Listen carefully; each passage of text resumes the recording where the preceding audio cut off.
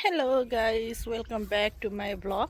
फेरि म चाहिँ अहिले इभिनिङ टाइम भइसकिरहेछ अनि मेरो गार्डनमा चाहिँ यहाँ फुलहरू फुलिरहेको छ। अनि यो चाहिँ मेरो बाहिरको पछाडि होइन। अनि म चाहिँ यहाँ चाहिँ के टिप्नु पऱ्यो, बारीमा के फलेको छ भनेर कलिन आएको। बाहिरको ब्याक सिन हेर्नु है, कस्तो राम्रो देखिरहेको छ।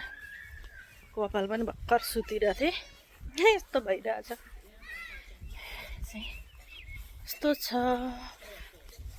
अब म बारीमा के रहेछ देखाउँछु ल। केटाकेटीहरू खेलिरहेको छन्। ओए ओए सामी, अलिक त्यहाँ हिलो छ, यता हेल न उँभो। अनि खेलिरहेको छन् यहाँ पछाडि। मेरो बारीमा चाहिँ के छ, भेराइटी छ बारीमा। यति धेरै फलिरहेछ, यति धेरै फलिरहेछ है। म देखाउँछु ल फ्रन्ट क्यामेरा गरेर। यहाँ चाहिँ यहाँ चाहिँ सागहरू फलिरहेको छ। यहाँ चुचे करेला, भोटे खोर्सानी, टमेटो, तुने बोडी, सुपको साग, फर्सी, सिमी, मुला फल्दैछ यहाँनिर होइन।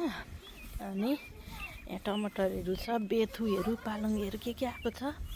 अनि यहाँनिर काँक्राहरू फुल्न थालिरहेछ यसरी। अनि आलु मजाले आलु त्यहाँ छ होइन। यस्तो धेरै छ बारीमा। म हल्का बेथुहरू टिप्छु, यति धेरै भइरहेछ। सुपहरू आफ्नै बारीको अर्ग्यानिक बेथु लिएर आएँ यहाँ। ठ्याक्क बेथु पालङ्गो परपरै भुटेर चाहिँ खानुपर्छ है गाइस। ल अब